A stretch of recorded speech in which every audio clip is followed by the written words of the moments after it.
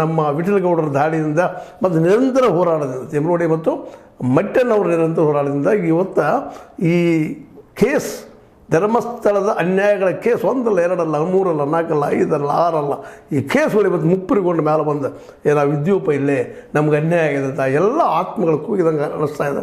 ಅದಕ್ಕಾಗಿ ನಿಶ್ಚಿತವಾಗಿಯೂ ಒಂದೊಂದಾಗಿ ಮುಂದೆ ಹೋಗ್ತದೆ. SIT ಅಂತ ಅಲ್ಲೇ ಅಗೆತವನ್ನು ಮಾಡೋದು ನಿಶ್ಚಿತ ಅನ್ನುವಂಥ ವಾರ್ತೆಗಳು ಬರ್ತಾ ಇದ್ದಾವೆ.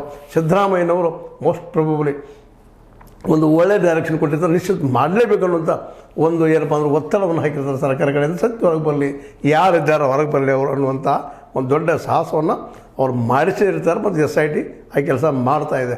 ಆದರೂ ಇನ್ನೂ ಅದರ ಮೇಲೆ ಸಂಶಯಗಳು ನಿಂತಿಲ್ಲ. ಯಾಕಪ್ಪ ಅಂದರೆ ಯಾವ ಸಂದರ್ಭದಲ್ಲಿ ಈ ಪೊಲಿಟಿಕಲ್ ಪಾರ್ಟಿಗಳು ಪ್ರೆಷರ್ ಮಾಡಿ SIT ಅಂತ ಬೆಳೆದುಕೊಳ್ತಾವೋ ಏನೋ ಅನ್ನೋ ಭಯ ನಮ್ಮ ನ್ಯಾಯಾಧೀಶರಿಗೆ, ನಮ್ಮ ನ್ಯಾಯವಾದಿಗಳಿಗೆ ಎಲ್ಲರಲ್ಲೂ ಭಯ ಅದು. ಯಾವ ಸಂದರ್ಭದಲ್ಲಿ ಇದು ರಾಜಕಾರಣಕ್ಕೆ ಬೆಲೆಯಾಗಿ ಹೋಗ್ತದ್ರು ಮತ್ತೆ ಅಂತ.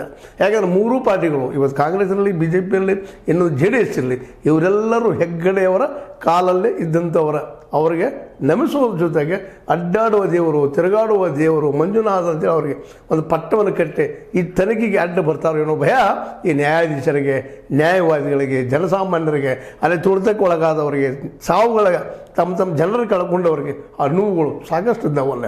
ಯಾಕೆಂದರೆ ಒಂದಲ್ಲ ಎರಡಲ್ಲ ರೀ, ಎಲ್ಲ ನೋವುಗಳಿದ್ದಾರೆ, ನೋವುಗಳ ಹೆಂಡಲ್ಲದ.